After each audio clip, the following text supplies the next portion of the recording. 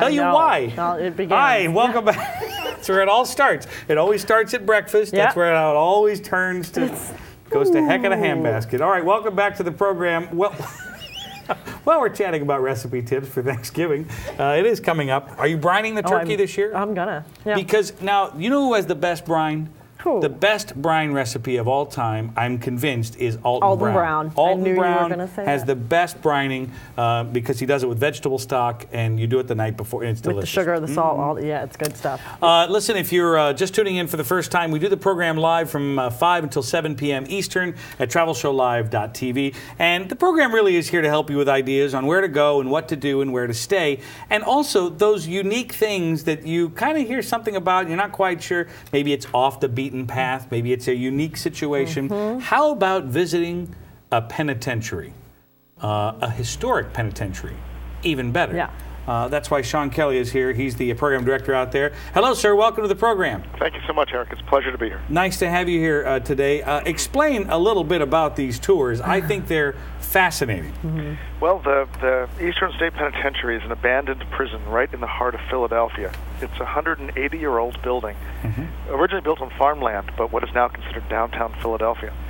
And it was the world's first true penitentiary. It's a building designed to make people penitent, make people actually sorry for what they did.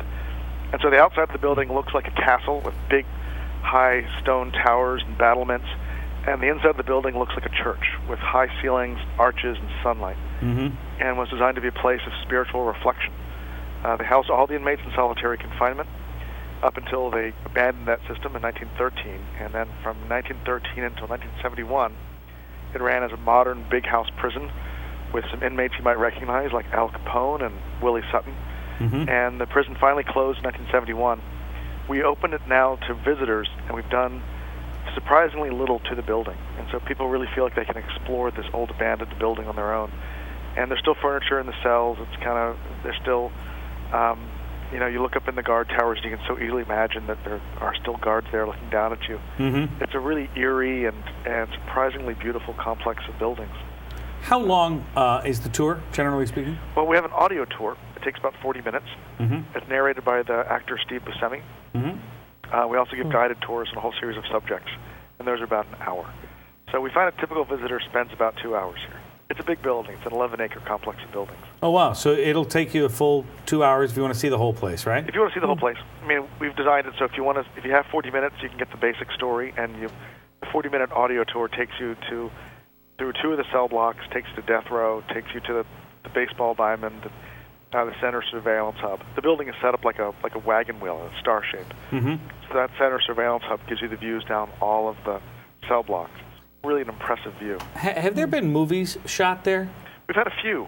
Most recently, Transformers 2 has a whole series of scenes that were filmed here. Before that was 12 Monkeys with Bruce Willis and Brad Pitt. Yeah.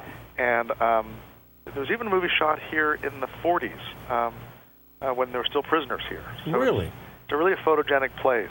It's what people are not really prepared for when they come here. It's just how beautiful it is.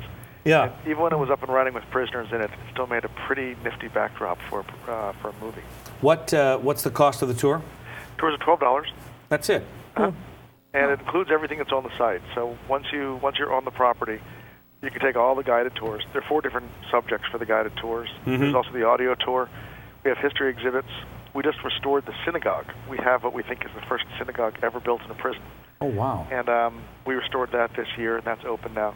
So once you're on the property, whatever we have here is available to you. Is there any truth to the rumor that you're putting in a tilt-a-whirl?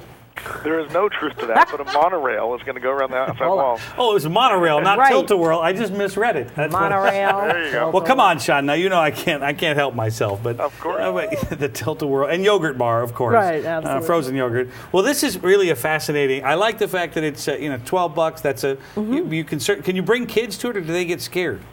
No, kids actually don't find it all that scary, which we always thought that they would. But kids kind of get it, So up until March 15th, we don't let in kids under the age of 7. We are going to change that policy on March 15th to allow in any kids at all. Okay. We're still not going to recommend it for small kids. That's more a question of keeping the kids safe. The building, as I was telling you, we haven't done a lot to it, and so it has some steep steps and it has some uneven concrete. It's not, imminent danger to anyone, but it's really not hasn't been filled with safety precautions for small children. Are there any plans to do any sort of capital improvements to keep it a tourist-friendly thing? We are doing, right now we're in the middle of a $3 million roofing project, so maybe I'm making it sound a little bit more disheveled than it is. We do clean it up. I mean, there's not rubble on the ground anymore like there used to be, and we're putting in new roofs and we're shoring up the foundations, doing some restoration work. But wherever possible, we take a very light touch, and we try not to change it more than we have to, because it has this incredible sense of authenticity and this incredible sense of age. And we're afraid if we clean it up too much, it's going to feel fake. And we find that visitors in this world of all sorts of digital, high-end entertainments, people really appreciate just seeing a beautiful, eerie old building like this. Plus, if they kind of left to itself.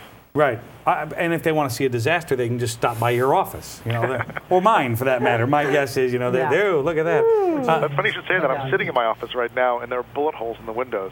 Even in the offices, we've kept them as raw as we could. Or did you not pay the cable bill or something? Did they get a little upset? Problem. Yeah, sometime in the 70s when the building was abandoned, people got into it and shut out some of the windows. Wow. And so our offices are actually quite beautiful, and we have modern heating and air conditioning and so forth. We put in a cork floor so we wouldn't ruin our back standing on concrete all day, but we left enough of the details that you can still feel the old building, like the bullet holes in the Any rumors of ghosts? People are always saying the building is haunted. It's something about this building really puts people in the mindset of the supernatural. Yeah. So actually our website has a link. We don't make any claims the building is haunted. We're a building that talks about history. There's a lot of people who believe this building is haunted, and we do have some links on our website to real ghost sightings. And there's a lot of TV shows that have come here and have filmed paranormal investigations. But still they'll all nothing. tell you that, yes, it's haunted. Okay, very good. Yeah. Thank you very much, Sean, for doing this today. Thank you for your sense of humor. Thanks for including us. Come visit. Absolutely. We will definitely come down and see you. And you know what? I'm going to bring him a BLT when I come down there. I'm going to do it. Please. There you go. Don't tell my girlfriend. I'm not going to tell anybody. It'll be between you and I. Thank you. Thanks, Eric. You're welcome. We'll be back here on Travel Show Live. Be right back.